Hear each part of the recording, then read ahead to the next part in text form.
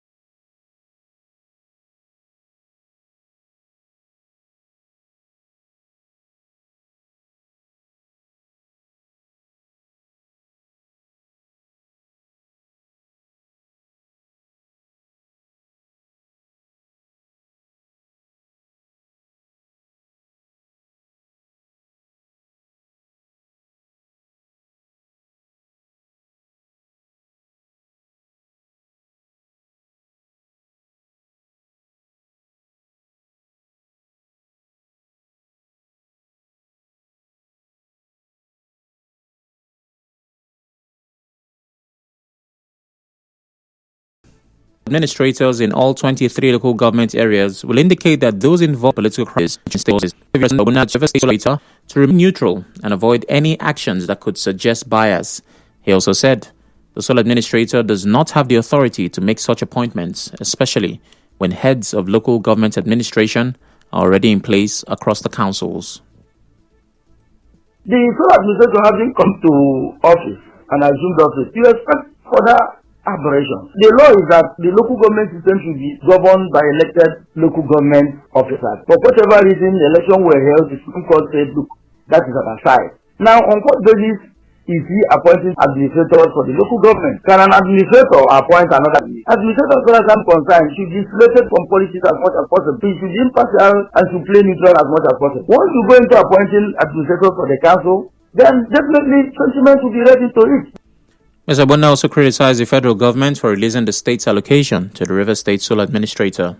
Already people are complaining that there are media reports that the allocation will be given to him. Meanwhile, it was the resources that were withheld on the ground that they didn't follow due democratic budgetary process in parliament. Now, after releasing it to him, have those funds gone through necessary democratic parliamentary process to authorize its spending? Now, if that is not true, what basis are you releasing it? So now you go to appoint administrators for the councils. It shows deep-seated bias, and it's going to confirm what some of us have held over time. Meanwhile, is going for intervening in political crisis in Rivers State. The group, in a statement signed by its President Francis Amadi, Vice President Innocent Padiwali, Secretary General Michael Chinda, PRO Honest Amadi, and leader PDP Ward 17, Rumel Lemini, Anthony Okea, described the state of emergency and the appointment of a sole administrator as timely. It also welcomed retired Vice Admiral Ibok Abbas as a sole administrator, expressing confidence that governance will run smoothly under his leadership, given his track record. The statement urged the sole administrator to remain cautious of politicians who misled the suspended governor and contributed to the state's current situation. It also warned against attempts to incite disunity and violence, stating such actions will not be tolerated.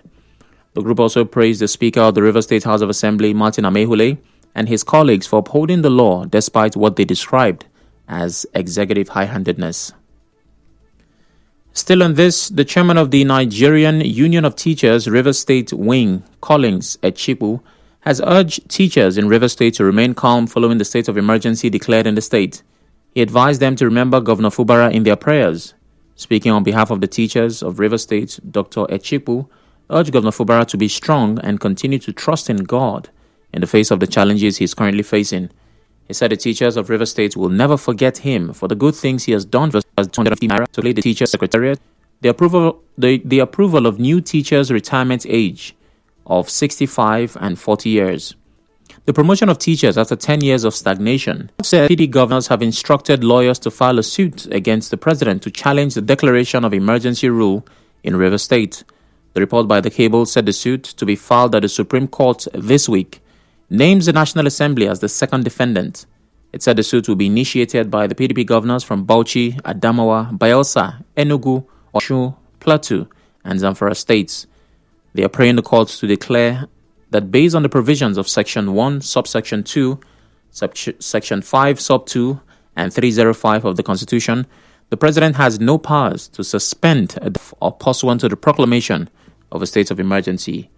They are also praying the court to declare that the President has no power to suspend a democratically elected House of Assembly.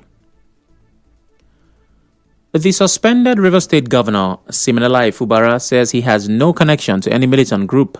In a statement issued by his chief press secretary, Nelson Chukwudi, Governor Fubara condemned the circulation of fabricated videos purportedly depicting explosions at oil and gas facilities in the state. The statement clarified that affected communities have debunked the claims, assuring that all critical infrastructure remains intact and operational. The suspended state governor said he has no reason to encourage any criminal elements to undertake actions that threaten peace, security, or the economy. He restated his commitment to maintaining peace in Rivers State. He also warned against attempts to exploit the state's ongoing political crisis for ulterior motives. Still to come, some youths blame Trans-Niger Pipeline